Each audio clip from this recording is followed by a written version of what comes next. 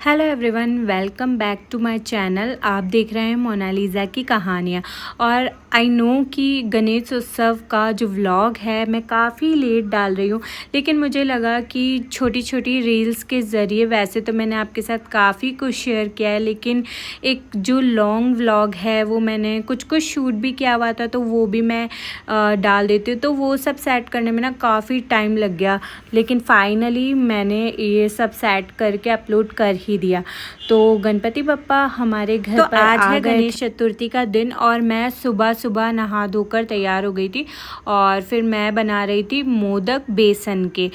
वैसे तो हम लोगों ने बाहर से भी मिठाई लाई थी, लेकिन घर का बना हुआ जो भोग होता है और घर के बने हुए लड्डू होते हैं वो बचपन से ही हम लोग बनाते आए हैं। और मम्मी हमेशा से कहती है कि जो घर का बना हुआ भोग होता है ना, उसकी बात ही कुछ अलग होती है। तो इस तरीके से ना मेरे पास कुछ साँचा था प्लास्टिक का, जो काफ़ी टाइम पहले ये जो साँचा है वो मेरे पास आप यकीन नहीं करेंगे 6 साल पुराना है, लेकिन आज भी इसमें ना इतने अच्छे मोदक बन जाते हैं। मैंने इसे संभाल के रखा है क्योंकि ये नॉर्मली गणेश चतुर्थी के टाइम पर ही काम आता है। तो इस तरीके से मैंने ना इतने सुंदर सुंदर मोदक बना लिए थे और ये बहुत यम्मी भी बने थे। तो मैं काफ़ी लेट हो गई तैयारी करते करते, और मेरे लड्डू तैयार हैं। बस अब इसके ऊपर ना मुझे ये जो इसे क्या बोलते हैं, सिल्वर बोलते हैं ना, वही लगाना है। और उसके बाद मैं फटाफट से तैयार होने जाऊंगी। तो कैसे लगाते हैं यार, उड़ रहा है।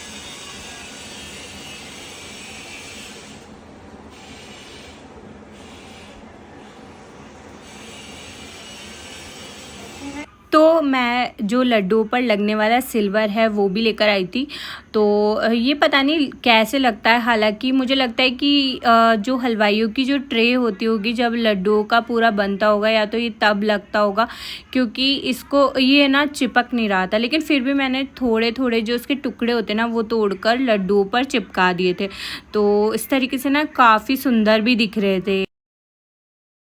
उसके बाद मैंने ना साथ ही खाने की तैयारी भी कर ली थी, और खाने में मैंने बनाया था भंडारे वाले आलू की सब्ज़ी, जो कि बिल्कुल सिंपल बनती है क्योंकि आज हम लोगों को गणपति पापा को भी भोग लगाना था। तो आज लहसुन प्याज जैसा कुछ भी नहीं था। तो यहाँ मुहूर्त के अंदर अंदर हम लोगों ने गणपति बप्पा को स्थापित किया और आरती की, और उसके बाद ना मैं तैयार भी हो गई थी, जिसका मैंने एक छोटा सा रील है वो भी मैंने डाला है। तो जो भी मैं शूट कर पाई वो मैंने कुछ रील्स के ज़रिए भी साथ के साथ आप लोगों के साथ शेयर कर रही थी। तो यहाँ जो खाना रेडी हो गया था वो मैंने आरती के बाद जब मैं तैयार हो गई थी तो यहाँ बप्पा को भोग भी लगा दिया था। और ये है फाइनल लुक जो मेरे गणपति बप्पा हैं, जो कि बहुत ज़्यादा सुंदर लग रहे थे। और जितनी प्यार से मैंने ये गणपति बप्पा का पूरा आसन डेकोरेट किया था, तो मुझे लग रहा है कि काफ़ी सुंदर मेरे गणपति बप्पा इस आसन में लग रहे हैं। और देखकर बहुत खुशी हो रही थी क्योंकि मैं 3 साल बाद गणपति बप्पा को बैठाया है मैंने, क्योंकि इस दिन के लिए मैंने काफ़ी वेट किया, क्योंकि मैं पहले प्रेग्नेंट हो गई, फिर सुहान को बड़ा करने में काफ़ी 2 साल मैंने वेट किया। तो इस तरीके से ना काफ़ी टाइम हो गया था। उसके बाद ना दिन का टाइम तो ऐसे ही निकल गया। मैंने मेरी सिस्टर को भी इन्वाइट किया था तो वो भी आ गई थी, और अब मैं मिल रही हूँ आप लोगों से गणेश चतुर्थी की शाम को डायरेक्ट। और जो शाम का टाइम है उसमें भी बस हम लोग आरती करेंगे, भोग तैयार करेंगे। तो यहाँ शाम का जो टाइम होता है ना वो स्नैक्स टाइम हो जाता है। तो मैंने सोचा कि कुछ पकौड़ियाँ टाइप बना लेते हैं। तो वैसे आज प्याज की पकौड़ियाँ वगैरह तो नहीं बना सकते, और आलू की खाने का हमारा मन नहीं था। तो घिया रखी थी, तो हम लोगों ने ना जैसे घिया के कोफ्ते बनते हैं ना, तो उस टाइप से घर के बेसिक मसाले डालकर घिया के कोफ्ते तैयार किए, जो कि ना बनने में बहुत इजीली बन जाते हैं और ना डिलीशियस भी बहुत बनते। तो बहुत सी ऐसी क्लिप है जिसमें ना शाम के टाइम पर भजन भी चल रहा था, तो वो चीज़ मैं नहीं इसमें डाल सकती क्योंकि हर बार ना मेरी वीडियो पर कॉपीराइट आ जाता है। फिर कोई भी म्यूज़िक अगर बैकग्राउंड में साउंड हो रहा होता है तो मैं इसलिए मुझे वॉइस ओवर ही करनी पड़ रही है।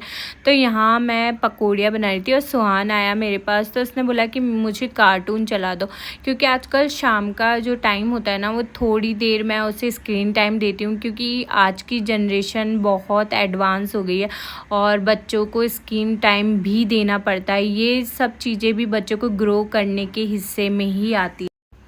तो घिया के कोफ्ते बनकर तैयार हैं और मैंने सबसे पहले गणपति बप्पा की जो भोग की थाली है वो बनाकर तैयार कर दी है। और यहाँ मैंने, मिनी ने और सुहान ने, तीनों जनों ने मिलकर शाम की आरती की। और जो शाम का डेकोरेशन है ना वो कुछ इस तरीके से था। हम लोगों ने एक पोट में फ्लावर्स डाल के कुछ कैंडल्स भी जलाए थे, तो काफ़ी सुंदर लग रहा था और ये माहौल इतना पीसफुल था। फिर थोड़ी सी देर मैं गणपति बप्पा के साथ बैठी और कुछ उनसे अपने मन की काफ़ी सारी बातें की, सुख दुख की बातें। और बस इसी तरीके से शाम का हमारा टाइम रहा। और फिर साथ में बैठ के हम लोगों ने जो गणपति बप्पा का प्रसाद है वो भी इंजॉय किया।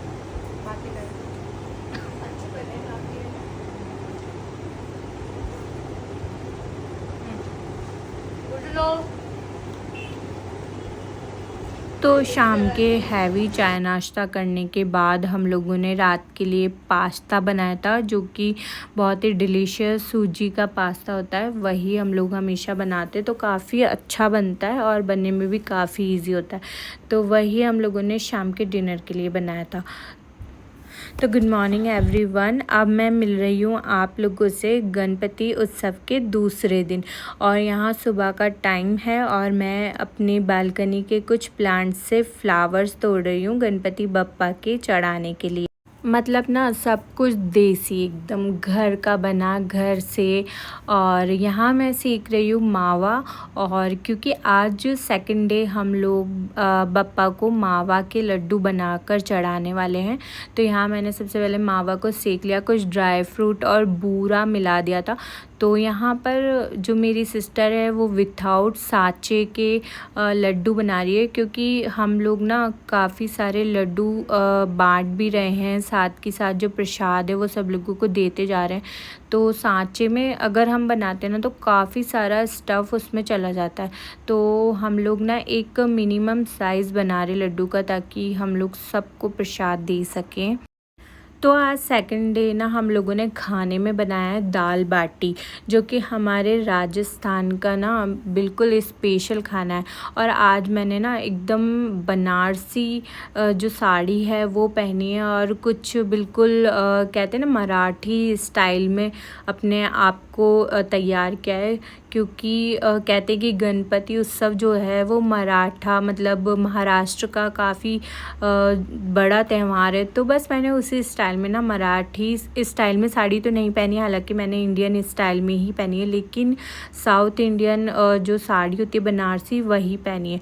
तो यहाँ मैं गणपति बप्पा की जो भोग की थाली है ना वो तैयार कर रही हूँ। अभी दोपहर का टाइम है।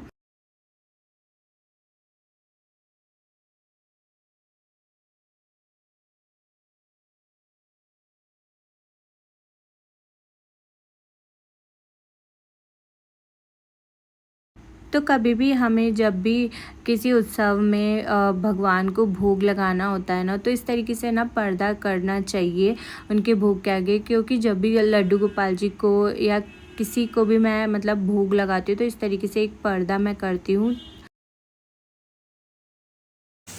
नमस्ते एवरीवन। तो आज है गणपति बप्पा का दूसरा दिन और मैं भी शाम का भोग बनाने जा रही हूँ। तो देखते हैं आज शाम के भोग में क्या क्या बनता है।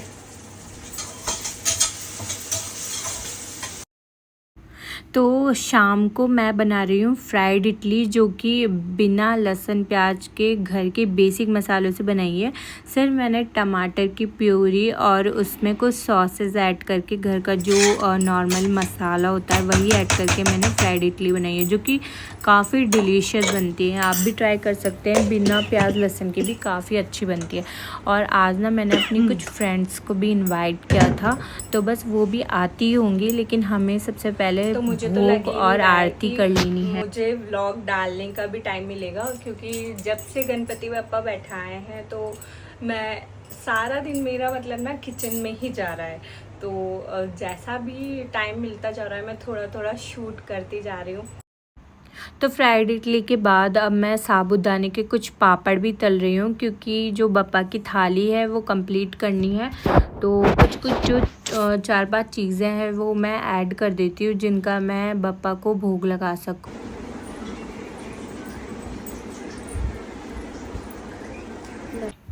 तो यहाँ मैंने ना अपनी कुछ फ्रेंड्स को भी आज सेकंड डे इनवाइट किया था, तो वो भी आई थी और काफ़ी मस्ती हम लोगों ने की, काफ़ी गॉसिप की।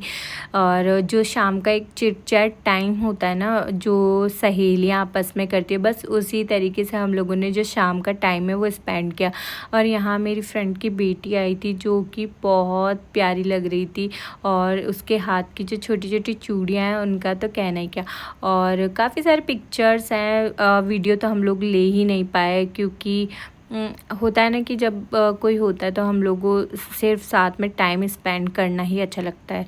तो यहाँ अभी मैं मिल रही हूँ आप लोगों से अगली मॉर्निंग, यानी कि थर्ड डे, जो कि बप्पा का आज हमारे घर में लास्ट डे भी कहा जा सकता है, क्योंकि मैंने 3 दिन के गणपति बप्पा बैठाए थे। तो यहाँ अभी मॉर्निंग का टाइम है और हम लोग बना रहे हैं चॉकलेट वाले लड्डू। तो यहाँ लड्डू तो मेरी सिस्टर ने बना लिए थे, और मैं यहाँ काशी फल, जो कद्दू भी कहते हैं, वही काट रही हूँ। सुबह का खाना भी बनाना है, तो हम लोगों ने ना सुबह का खाना बना के भोग लगा दिया था और आरती भी कर ली थी। तो आज ना मेरी सिस्टर ने भी एक बहुत प्यारा ब्लू कलर का सूट पहना था, तो उसका भी आज मैंने कुछ शूट किया था। तो बस उसी में आज हम लोगों का ना थोड़ा सा आज का दिन निकल गया है पूरा। और दोपहर का जो टाइम था ना वो एकदम से सडनली चेंज हो गया, और बहुत ठंडी ठंडी हवा चलने लग गई थी, और फिर इतनी अच्छी बारिश हुई, बहुत ज़्यादा अच्छी।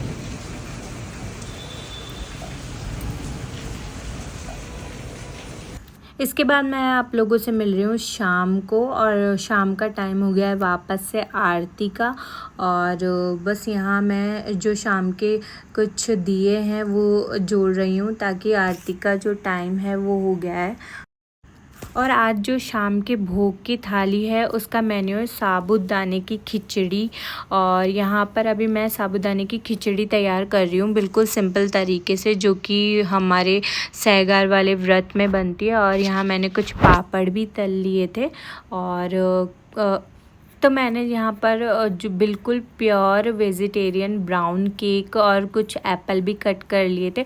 तो इस तरीके से मैंने बप्पा की जो भोग की थाली है वो शाम की तैयार कर ली थी। एंड उसके बाद हम लोगों ने मिलकर आरती की और बप्पा से काफ़ी सारी बातें की। फिर से मैंने शाम को, क्योंकि आज बप्पा का ना लास्ट डे था हमारे घर पर, तो मैं काफ़ी ज़्यादा इमोशनल भी हो रही थी, और बस मन कर रहा था कि हमारे घर में जो ये एक नज़ारा है बहुत खूबसूरत सा, वो हमेशा ही रहे, देखती ही रहूँ बस। और मन ही नहीं था कि बस कि गणपति बप्पा यहाँ से जाएं। तो यहाँ मैं सुबह 4 बजे के मुहूर्त में हम लोगों ने विसर्जन किया है। और यहाँ सुबह सबसे पहले जल्दी उठकर मैंने भोग बनाया, आरती की, और फिर गणपति बप्पा को पूरे घर में घुमाया। उसके बाद हम लोगों ने इस तरीके से 3 बार डुबकी लगाकर और गणपति बप्पा को विदा किया घर में ही।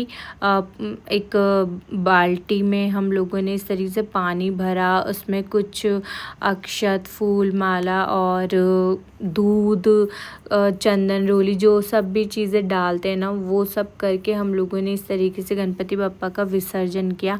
तो बहुत सुबह सुबह का टाइम था, 4 बजे का, तो हम लोग ना ज़्यादा शूट ही नहीं कर पाए।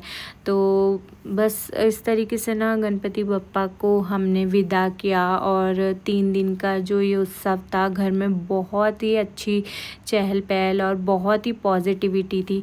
बट ठीक है, विसर्जन इसीलिए किया जाता है ताकि हर साल एक नई उमंग के साथ हम त्योहारों को एंजॉय करें, सेलिब्रेट करें। और इस तरीके से वापस से गणपति बप्पा का जो स्थान है वो सूना हो गया था।